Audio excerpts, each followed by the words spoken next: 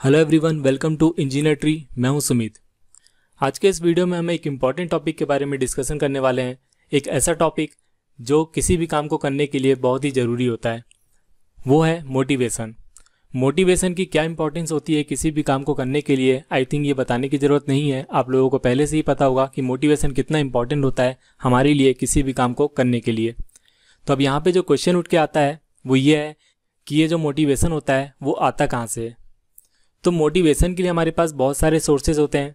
अगर हम किसी सक्सेसफुल पर्सन की स्टोरी पढ़ते हैं या फिर सुनते हैं या फिर देखते हैं तो वहाँ से भी हमें मोटिवेशन मिलता है। इसी तरह से मोटिवेशन के लिए हमारे पास हज़ारों सोर्सेज होते हैं। लेकिन इस तरह से ये जो मोटिवेशन हमें मिलता है, क्या ये मोटिवेशन परमानेंट होता है? जितने भी लोग इस वीडियो को देख रहे होंगे, मुझे पूरा यकीन है वो सारे लोग मेरी बात से एग्री करेंगे कि इस तरह से जो मोटिवेशन हमें मिलता है वो परमानेंट नहीं होता, वो टेम्प्रेरी होता है। कुछ टाइम तक तो उसका असर होता है, लेकिन कुछ टाइम के बाद उसका जो असर है वो धीरे धीरे ख़त्म होने लगता है। कुछ लोगों के लिए 1 दिन तक मोटिवेशन का असर होता है, तो कुछ लोगों के लिए 10 दिन तक होता है, तो कुछ लोगों के लिए 1 महीना। लेकिन हर किसी के लिए ये जो मोटिवेशन है वो धीरे धीरे ख़त्म होता जाता है। यही एक रीज़न है जिसकी वजह से दुनिया में 80% जो लोग हैं वो अपने गोल को अचीव नहीं कर पाते हैं, वो जो अपना टारगेट है उसे अचीव नहीं कर पाते हैं। तो इसका सोल्यूशन क्या है? क्या मोटिवेशन परमानेंट नहीं हो सकता? तो इसका जवाब है बिल्कुल, परमानेंट मोटिवेशन यहाँ पे हो सकता है, परमानेंट मोटिवेशन यहाँ पे एग्जिस्ट करता है। तो अब यहाँ पे सवाल ये उठता है कि ये जो परमानेंट मोटिवेशन होता है ये होता कहाँ है और इसके सोर्सेज क्या हैं। अगर आप मुझसे पूछेंगे कि ये परमानेंट मोटिवेशन क्या होता है, इसके सोर्स क्या हैं, तो मैं आपसे कहूँगा कि the only source of permanent motivation is belief. Belief to any person, to any situation और टू एनीथिंग। किसी भी चीज़ पे किया गया जो बिलीफ होता है ये सोर्स होता है परमानेंट मोटिवेशन का। अब यहाँ पे बिलीफ क्या होता है? तो बिलीफ होता है हमारे पास अनकंडीशनली फेथ और trust to any person, to any situation और टू एनीथिंग। किसी भी चीज़ पे जब हम ट्रस्ट करते हैं, विश्वास करते हैं बिना किसी कंडीशन के, तो उसे हम बोलते हैं बिलीफ। तो जब हमें किसी चीज़ पे बिलीफ होता है तो वहाँ से निकल के आता है हमारे पास परमानेंट मोटिवेशन। अब किस तरह से, मैं आपको एग्जाम्पल के थ्रू समझाने की कोशिश करूँगा। मेरे घर पे एक छोटा सा बेबी है, एक छोटी सी बच्ची है, मेरी भतीजी है, उसका नाम है यशिका। 2 साल की होगी लगभग। उसे जब भी मैं गोद में लेके खिलाता हूँ तो वो काफ़ी उछल कूद करती है, काफ़ी मूवमेंट करती है। कभी कभी उसका मूवमेंट इतना तेज़ होता है कि मुझे भी डर लगने लगता है कि कहीं गिर ना जाए, लेकिन उसे डर नहीं लगता। क्यों? क्या उसे पता नहीं है कि गिरना क्या होता है? क्या उसे पता नहीं है कि गिरने से चोट लगती है? ऐसा नहीं है, उसे बिल्कुल पता है गिरने से चोट लगती है। उसे ये भी पता है कि गिरना क्या होता है। जब हम उसे बेड पे छोड़ते हैं या फिर चेयर पे छोड़ते हैं तो वहाँ से वो नहीं गिरती। बेड के कोने तक वो जाती है, झांकती भी है नीचे, लेकिन कभी भी जंप नहीं करती, क्योंकि उसको पता है कि गिरने से चोट लगती है, गिरने से दर्द होता है। लेकिन फिर भी जब वो मेरी गोद पे आती है तो उछल कूद करती है, मूवमेंट करती है।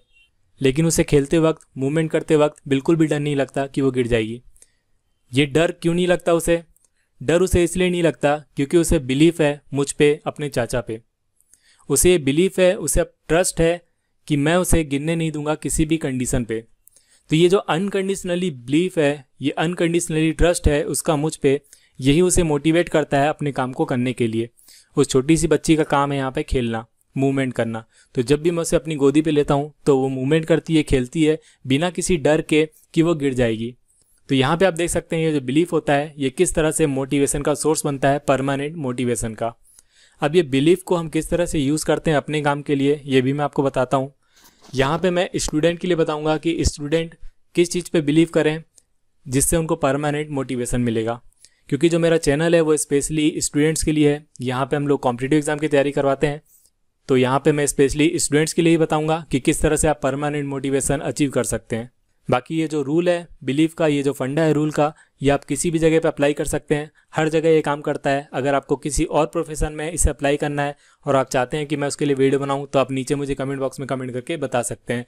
फिलहाल मैं आपको बताता हूं कि स्टूडेंट किस तरह से यूज़ कर सकते हैं परमानेंट मोटिवेशन को या फिर बिलीफ को।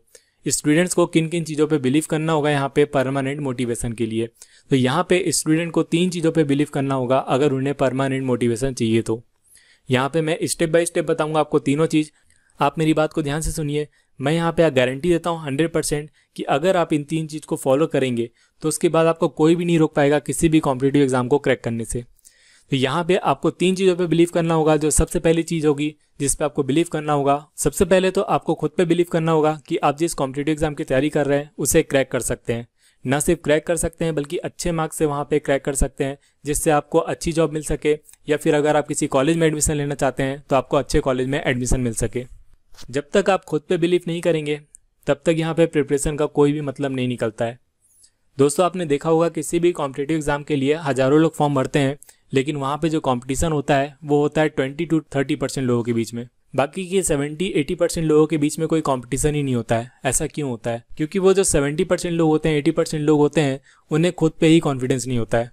उन्हें खुद पे ही यकीन नहीं होता है कि वो किसी कॉम्पिटिटिव एग्जाम को क्रैक कर सकते हैं। बस वो फॉर्म भर देते हैं क्योंकि उनके पड़ोसी ने भरा होता है, उनके दोस्तों ने भरा होता है, या फिर उन्हें उनके मम्मी पापा फोर्स करते हैं। तो इस तरह से वो कंपटीशन से ही बाहर हो जाते हैं। तो जब तक आपको खुद पे बिलीफ नहीं होगा तो आप किसी भी कॉम्पिटिटिव एग्जाम की तैयारी मत करिए, क्योंकि कोई फ़ायदा ही नहीं है। आप कितनी भी तैयारी कर लें, मैं यहाँ पे लिख के दे सकता हूँ, जब तक आपको खुद पे यकीन नहीं होगा तब तक आपका कॉम्पिटिटिव एग्जाम जो है वो क्रैक ही नहीं होगा। तो सबसे पहले तो आपको यहाँ पे खुद पे बिलीव करना होगा।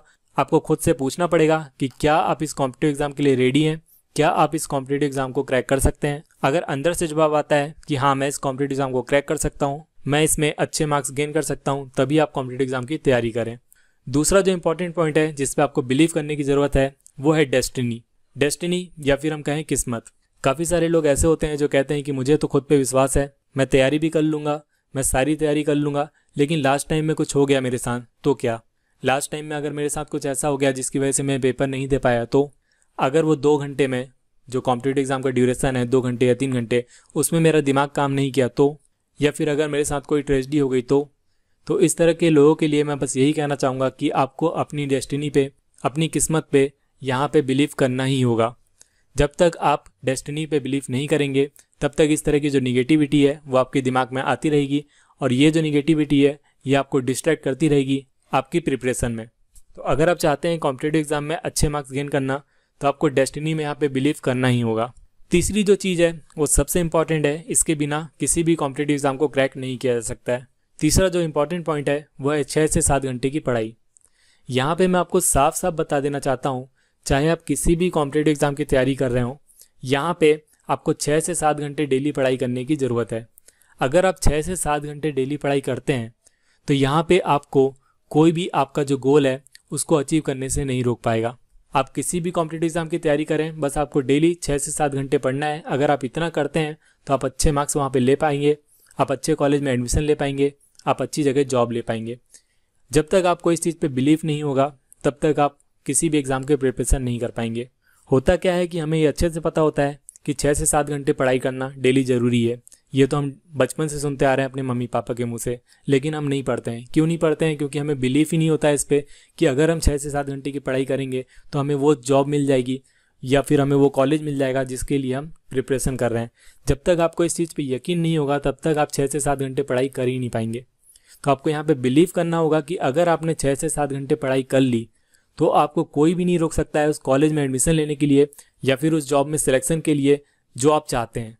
जैसे ही आपको बिलीव हो जाएगा इस चीज़ पे कि 6 से 7 घंटे की पढ़ाई में मुझे वो चीज़ मिल जाएगी, तो आप ऑटोमेटिकली यहाँ पे 6 से 7 घंटे पढ़ाई करने लग जाएंगे बिना किसी मोटिवेशन के। आपको कोई आके बोलेगा भी कि 6 से 7 घंटे पढ़ाई मत करो, आज खेल लो या फिर आज कहीं घूमने चले आओ, तो मैं यहाँ पे लिख के दे सकता हूँ, आप खुद इसे मना कर देंगे, क्योंकि यहाँ पे आपको विश्वास होगा कि जैसे ही आप 6 से 7 घंटे पढ़ाई करेंगे, आप 8-10 महीने इस तरह से प्रिपरेशन करेंगे तो आपको वो जॉब मिल जाएगी जो आप चाहते हैं, आपको वो कॉलेज मिल जाएगा जो आप चाहते हैं। होता क्या है, अभी मैंने आपको बताया कि आप जानते तो सब हैं लेकिन मानते कुछ नहीं है। आपको बचपन से सुनने को मिलता है कि इतनी आप पढ़ाई करेंगे तो आपको वो सारी चीज़ें मिल जाएगी जो आप चाहते हैं, लेकिन आप इस चीज़ पे यकीन नहीं करते हैं। यही एक रीज़न है कि हम हमेशा अपने जो काम को है वो कल पे टालते रहते हैं। हम लोगों को हमेशा ये सुनने को मिलता है कि आज छोड़ते हैं कल से पढ़ाई करते हैं, या फिर आज छोड़ते हैं 1 हफ्ते बाद पढ़ाई करते हैं, या फिर ये चीज़ हो जाए उसके बाद हम पढ़ाई करते हैं। ऐसा क्यों होता है? क्योंकि हमें इस चीज़ पे कॉन्फिडेंस ही नहीं होता है, हमें इस चीज़ पे बिलीफ ही नहीं होता है कि हमने अगर 6 से 7 घंटे डेली बेसिस पे पढ़ाई की तो हमें 7 से 8 महीने की पढ़ाई के बाद वो चीज़ मिल जाएगी, वो जॉब मिल जाएगी, वो कॉलेज मिल जाएगा जो हम चाहते हैं। तो इसीलिए आपको यहाँ पे बिलीव करना ही होगा कि 6 से 7 घंटे की पढ़ाई बहुत ज़रूरी है, और इस पढ़ाई के बाद आपको दुनिया की कोई भी ताकत वो चीज़ अचीव करने से रोक नहीं पाएगी जो आप अचीव करना चाहते हैं। जैसे ही आपको इस चीज़ पे बिलीव हो जाएगा तो आपका जो प्रिपरेशन है वो ऑटोमेटिकली स्टार्ट हो जाएगी। बिना किसी मोटिवेशन लेक्चर के आप 1 साल तक पढ़ाई करते रहेंगे। और यहाँ पे मैं आपको 100% गारंटी देता हूँ कि अगर आप इस तरह से प्रिपरेशन करेंगे तो दुनिया की कोई भी ताकत आपको सक्सेसफुल होने से नहीं रोक पाएगी। तो आई होप आपको ये फंडा समझ में आया होगा बिलीफ का। मैंने अभी 3 चीज़ें बताई जिस पे बिलीव करना बहुत ज़रूरी है एक स्टूडेंट को।